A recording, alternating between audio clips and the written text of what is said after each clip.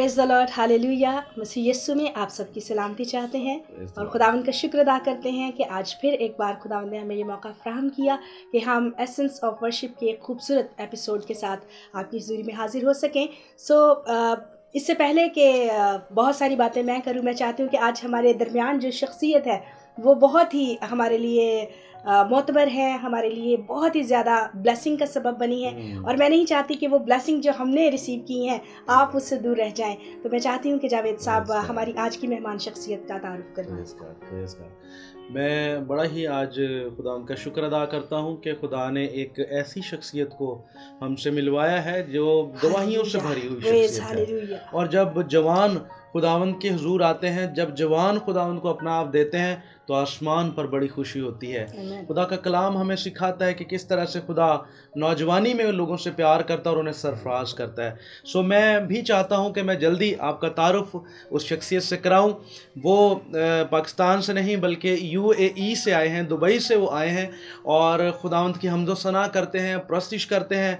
खुदावंद ने उनकी ज़िंदगी में बड़े बड़े काम किए हैं, खुदावंद ने उनकी ज़िंदगी को यकसर बदला है। मैं चाहता हूँ कि आप भी उनसे ज़रूर मिलें। हमारे साथ आज हमारे इस एसेंस ऑफ वर्शिप के प्रोग्राम में जो मेहमान शख्सियत है उनका नाम है ब्रदर मार्टिन सलीम। हम भाई आपको वेलकम करते हैं, खुदावंद आपको बरकत दे। हमारे इस शो में भी और पाकिस्तान में भी आपको वेलकम करते हैं। और आज बड़ा ज़बरदस्त मौका है, ज़बरदस्त टाइम है और ये मैं समझता हूँ कि ये टाइम हमें कम मिला है आपसे फेलोशिप करने का। हम आपको दिल की गहराइयों से पहले तो आपकी लाइफ के चेंजिंग के जो आपने जो टेस्टमनीज दी हैं उन पर आपको मुबारकबाद देते हैं। और दूसरा, हम आपको अपने घर में भी वेलकम करते हैं, इस शो में भी वेलकम करते हैं। खुदावंद आपको बहुत बरकत दे। मैं इस प्रोग्राम को हम शुरू करते हैं क्योंकि हम इससे पहले आपसे बहुत कुछ सुन रहे थे। तो सबसे पहले आप अपने बैकग्राउंड के, अपने कैसे कहाँ पैदा हुए, किस शहर में थे और लाइफ स्टोरी किस तरह से बढ़ती गई, कैसे आप दुबई पहुँचे और ये सारी चीज़ें आप पहले हमारे नाज़रीन को बताएं। Praise to God, all glory to God. खुदावंद का लाख लाख शुक्र है। सारे व्यूअर्स को मैं सबको अपनी तरफ से यहाँ पर वेलकम मुझे जावेद भाई ने किया, आप सब ने किया है। मैं बहुत शुक्रगुजार हूँ भाई का और भाभी का कि उन्होंने मुझे मौका दिया है यहाँ पर इस प्लेटफॉर्म के थ्रू व्यूअर्स को बताने के लिए, तमाम लोगों को बताने के लिए ये आज टेस्टिमनी मैं अपनी दूंगा। मैं एक्चुअली अबू धाबी, UAE का एक शहर है, कैपिटल अबू धाबी, वहीं पे मैं पैदा हुआ था। वहीं पे मैंने अपनी बेसिक एजुकेशन सारी वहीं से की, पूरी लाइफ मैंने वहीं पे गुजारी। मैं छुट्टियों में आया करता था पाकिस्तान अपनी मदर के साथ, जो वेकेशंस होती हैं स्कूल की हमारी, सारा टाइम मैंने वहीं पे गुजारा। और उसके बाद फिर बहुत छोटी उम्र में मेरे फादर की जो ही पास्ट हुए, उनकी इंतकाल हो गया था। तो बहुत स्ट्रगल किया फिर वहाँ पर, क्योंकि परदेश में थे हम लोग। तो वहाँ से ये है कि जब यूथ में आया मैं अपनी, तो जैसे म्यूज़िक का शौक़ था मुझे शुरू से म्यूज़िक करना, क्योंकि my father was a ghazal singer, वो गज़ल करते थे। मेरे दादा भी गज़ल और इस तरह की चीज़ें, महफ़िल वगैरह होती थी घर में। तो वो तो जर्म्स मेरे में थे ही मौसीकी के, जो मुझे इनहेरिटेट हुए थे। उस वक्त मैं ये समझता था कि वो मैंने इनहेरिटेट किए, लेकिन उसके बाद फिर उसका मकसद दूसरा है। तो वो मुझ में था और मैं बचपन से म्यूज़िक खुद ही अपने आप को टीच करता देखता था। और मैं बहुत जल्दी गाने बजा लेता था और हारमोनियम पे पिक कर लेता था। और फिर आहिस्ता आहिस्ता मैंने देखा कि मैं लोगों के साथ बजाना शुरू हो गया। फिर कीबोर्ड बजाना शुरू कर दिए, सीखना शुरू कर दिया कीबोर्ड। फिर टीचिंग मतलब मैंने ली उस चीज़ की अच्छे अपने जो वहाँ के कुछ, क्योंकि दुबई में बहुत सारे गोरे और इनके क्लब वो होते हैं, क्लासेस होती हैं। तो चर्चेज़ में बहुत ज़्यादा म्यूज़िक मैंने सीखा कि मैं बेसिकली चर्च से ही बजाना मैंने शुरू किया। तो मैं ऑल्टर बॉय बनता था कैथलिक चर्च के अंदर। उसके बाद फिर वहाँ से मैं म्यूज़िक की तरफ आ गया। तो वहाँ पर यह है कि गीत ले जाया करता था अपने साथ, क्योंकि कीबोर्ड नहीं होता था मेरे पास, तो वो महंगे होते थे कीबोर्ड। तो जो हमारे क्वायर के लीडर होते थे, मैं उनको बोलता था कि मुझे आप ये कीबोर्ड दें, क्योंकि मुझे गीत प्रैक्टिस करने 4 हमारे। तो बोलते थे अच्छा। मैं बोलता गीत भी दे दो। तो गीत तो नहीं प्रैक्टिस करता मैं, क्योंकि वो तो मुझे आते थे बजाने, तो मैं और गाने वाने फिल्मों के बजा रहा होता। तो वो एक किस्म का सीख रहा था, एक लर्निंग प्रोसेस था मेरा। वो करते कराते आगे चल के फिर म्यूज़िक सीखा बहुत ज़्यादा मैंने। फिर बैंड में चला गया, फिर कमर्शियल म्यूज़िक में आ गया। आगे लाइफ मेरी बढ़ती गई, जॉब भी करता था। उस वक्त के लिहाज से मैं ये सोचता था कि आई एम डूइंग वेल, कि जॉब भी कर रहा हूँ और कॉन्सर्ट्स भी कर रहा हूँ और बड़े अच्छे आर्टिस्टों के साथ, इंडिया से आर्टिस्ट और दूसरी जगहों से, बांग्लादेश से और नेपाल से और सब जगह से बड़े अच्छे इनके सिंगर्स वगैरह आते थे, कोलैबोरेशन इनके साथ होती थी और they started paying me good, मतलब मेरी अच्छी इनकम होना शुरू हुई वहाँ से। जॉब भी हो रही है, ये भी हो रहा है, ग्लैमरस लाइफ भी है, ट्रैवल भी करना शुरू कर दिया मैंने, सिंगापुर, मलेशिया, इन सब जगहों पर जाके शोज़ भी हो रहे हैं।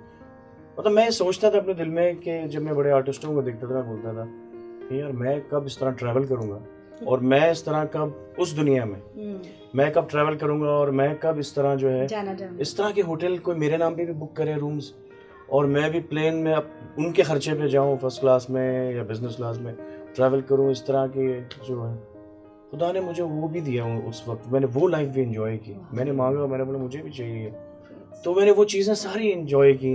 आउटडोर कॉन्सर्ट्स, लोग आगे पीछे भाग रहे हैं, वो सब जो भी था वो करते कराते एक लेवल आ गया जहाँ मैं फिर कंपोज म्यूज़िक करने शुरू कर दिया मैंने और लोगों के लिए अरेंजमेंट करने शुरू कर दिए।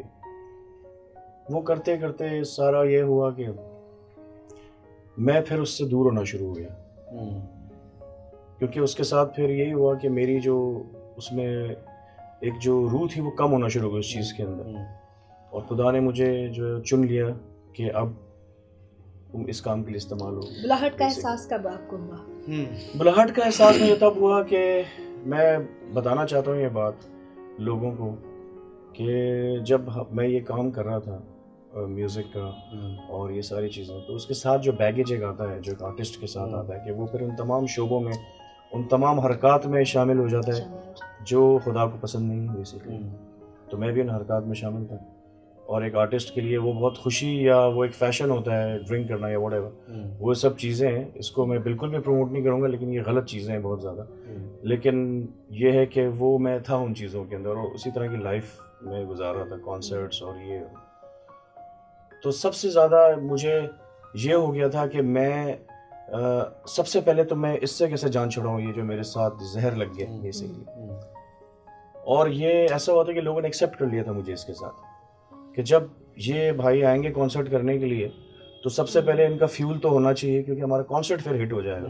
ये बहुत मौज में एग्जैक्टली इसमें ये शराब नोशी करेंगे और कॉन्सर्ट जो है वो बहुत जोश का हिस्सा बन गया, काम का हिस्सा। बेशक ऐसा ही हो गया था और वो हिस्सा बन गया था और उसके अंदर फिर मैं जो था वो फंस गया था उस चीज़ में एक अरसे तक। फिर यहाँ से मेरा टर्निंग पॉइंट हो गया कि मुझे दिल में मेरे ख्याल आया कि ये मुझे नहीं करना, ये मैं इसलिए नहीं हूँ इस दुनिया में। ये खुद ब खुद मुझे आवाज़ मेरी, जैसे मैं आपसे बात कर रहा था ना, मुझे मेरी आवाज़ खुद आती है। उसी तरह लोग मुझे बोलते थे कि कॉन्सर्ट पे आ रहे हो, तुम्हारे लिए सब कुछ रेडी है यार, ये सब अब अच्छा हो जाएगा सारा। तो वो आहिस्ता आहिस्ता मैं इस चीज़ से दूर निकलना शुरू। मैं जब अल्कोहल पी भी लेता था तो उसके बाद मुझे सेटिस्फेक्शन नहीं मिलती थी। यार लोग मोस्टली रिलैक्स होने के लिए पीते हैं अल्कोहल, के हम रिलैक्स हो, तो भूल जाते फिक्रें सारी ना, क्योंकि सुन करती थी दिमाग, केमिकल रिएक्शंस होते हैं। मेरे साथ ये था कि मैं अल्कोहल पीने के बाद मैं टेंशन में आया था कि मैं क्यों पी रहा हूँ ये। मुझे जो है वो आपको मलामत करता, उस वक्त मुझे जब आप कोई गलत काम करके आ जाते हो तो आपकी माँ, आपका बाप आपको कैसे मलामत करे, क्या कर दिया तूने, ये वो, उस तरह के ना मेरे को फीलिंग्स आने शुरू हो जाते थे अपने ऊपर। कि पहले तो मैंने बोला मैं इसको छोड़ूं, वो हो नहीं रहा था मुझसे। फिर मैंने जाके दुआ की चर्च के अंदर और मैंने खुदा को ये बोला कि ये मुझसे तो नहीं हो रहा। Praise the Lord. ये जो है ना, जो इंसान से नहीं हो सकता, वो खुदा ये मुझसे नहीं हो रहा। अब यीशु, ये मेरा दिल ही बदल दे यहाँ से, क्योंकि एडिक्शन है ना, ये नहीं छोड़ सकते। तो ये मैं बहुत कोशिश की मैंने, तो वो नहीं हो रहा था। फिर जब रोजे आए हमारे तो उस वक्त मैं चर्च गया और वही हुआ। मैं तो चर्च इस नीयत से नहीं गया था कि मैं ये रोज़ों में ये नहीं पीऊँगा, छोड़ दूंगा, लेकिन मुझे खुदा लेके गया चर्च। और मैं जब चर्च में दुआ कर रहा था तो मेरे अंदर एक आवाज़ आ रही थी कि वादा करो खुदा से कि 40 दिन नहीं पियोगे। मैं बोला ये तो वो, मैं अंदर एक वॉरफेयर, एक जंग मेरे अंदर चल रही है और सिर्फ मैं ही जानता हूँ कि, और मुझे पता है कि अब करना है वादा, लेकिन मैं कोशिश करता है अवॉइड करने की, लेकिन वो नहीं हो रहा था मुझसे, क्योंकि मुझे दिल में ऐसी फीलिंग आती है अगर नहीं किया तो प्रॉब्लम हो जाएगी मेरे साथ। ये खौफ था ना खुदा का। बिल्कुल। अगर पूरा नहीं किया तो क्या? मैंने किया हुआ था फिर। वाह, और दूसरे दिन कॉन्सर्ट था और वो सारे इंतजाम थे मेरे लिए। और उसके बाद मैं जब ये ख़त्म करके और मैं खुदा से वादा करके मैं 40 रोज़ों में नहीं पीऊँगा, फिर मैं निकला हूँ 4 से बाहर, मैंने मेरी वाइफ को बताया। हालेलुया, प्रेज़ द तो वो लॉर्ड। मुझ पे हंस रही थी, कह रही थी कि तो कल क्या होगा।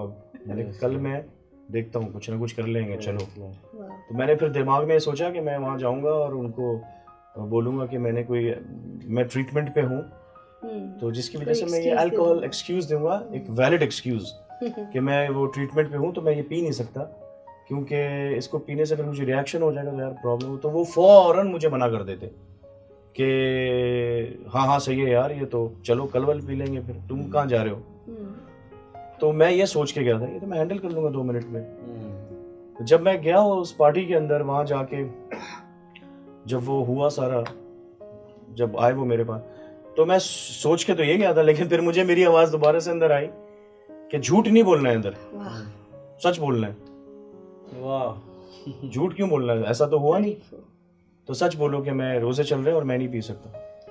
Praise the Lord, praise the Lord, तो मैंने सच बोला ये। हालेलुया। तो वो मेरा मजाक उड़ाना शुरू हो गया, जो मेरे दोस्त हैं। और वो आपको पता है फिर किस तरह वो जो करीबी दोस्त होते हैं, फैमिली, वो मजबूर कर रहे हैं, और ये कभी ग्लास इधर लेके आ रहे हैं, पता नहीं क्या कुछ कर रहे हैं, मेरे साथ मजाक उड़ा रहे हैं। मेरा आजमाइश का वक्त था और सब हंस रहे हैं, और मैं भी एक शर्मिंदगी से स्माइल पे हंस रहा हूँ कि मेरा क्या सर मजाक उड़ा रहे हैं इस चीज़ पे ये लोग। लेकिन मैंने नहीं पिए एक दफ़ा, और बहुत ज़्यादा प्रॉब्लम्स के बाद उस वक्त वो कर रहे थे, तो मैंने बोला जान छुड़ानी है। तो मैं एक सीक्रेट कोई वो बिल्डिंग्स में फायर एग्जिट होता है, इमरजेंसी एग्जिट बना होता है, तो मैं उधर चला गया 1 मिनट के लिए, एक्सक्यूज़ कर। वो लोग वहाँ पर वो म्यूज़िक वगैरह और ये कर रहे थे, मैं वहाँ से निकल के और मैं खुदा से जाके गिड़गिड़ाया, रो के दुआ, मैंने बोला कि खुदा मुझे यहाँ से अपना दुख, इस मुसीबत से बचाओ मुझे, मैं क्या करूँ, मैंने नहीं पी रहा हूँ, अब ये क्या मुसीबत मेरे सर पे आ रही। उस वक्त मुझे इतनी एनर्जी मिली कि मैं वापस गया उस पार्टी में, और मैंने जाके उनको बोला देखो यार, सिंगिंग तो मैं करूँगा, लेकिन अब ये नहीं करना, क्योंकि अब ये करोगे तो फिर मैं चला जाऊँगा, फिर तुम्हारी सिंगिंग और पार्टी विल बी ओवर। ये मतलब ये हिम्मत नहीं हो रही थी पहले बोलने की मुझे बताना, पाखरू दिलेरी देता है। कोर्स मैंने जाके फिर और वही हुआ। Praise God. अगर हम जैसे कलाम में सीखते हैं कि जब हम सच्चाई से वाकिफ हो जाते हैं तो सच्चाई ही हमको आज़ाद कराती है। हालेलुया। आपने उस सच्चाई को थाम लिया और उसका इजहार किया, और खुदा ने, और यही एक ऐसा पॉइंट होता है, एक ऐसा वक्त होता है जब खुदा आपकी ज़िंदगी को बदलना चाहता है और बदल देता है वो। और मैं इंतहाई शुक्रगुजार हूँ खुदा उनका कि खुदा नौजवानों को किस तरह से खुदा अपने काम के लिए इस्तेमाल करता है और उन्हें बदलता है। सो हम इस बात के लिए खुदा उनका शुक्र अदा करते हैं। आप एक अपनी दूसरी गवाही यीशु से आपकी मुलाकात का आपने जो हमें बताया वो किस तरह से हुई, यीशु से मुलाकात का बताया। बिल्कुल, वो तो मेन मकसद है मेरा यहाँ पर, जो मुझे खुदा ने आज मुझे यहाँ पर लेके और दूसरी जगहों पे भी, मेन मकसद मेरा ये बताना यीशु के बारे में। इससे पहले कि हम इनकी दूसरी गवाही सुने, हम एक छोटा सा ब्रेक लेना चाहते हैं, क्योंकि ये हमारे प्रोग्राम का फॉर्मेट है, इसलिए हमें ये ब्रेक लेना है। यकीनन आप भाई मार्टिन सलीम की बातों से बरकत हासिल कर रहे हैं, और ख़ास तौर पे ये प्रोग्राम नौजवानों के लिए, वर्शिपर्स के लिए है, यूथ के लिए है। जो लोग इसको देखते हैं उन्हें यकीनन बरकत मिलती है, और नेक्स्ट जो आपको ये अभी बताएंगे आप यकीनन उससे रूह से भर जाएंगे। सो कहीं मत जाइएगा, हम एक छोटा सा ब्रेक ले रहे हैं, अभी वापस आते हैं। खुदावंद आप सबको बरकत दे। Praise the Lord.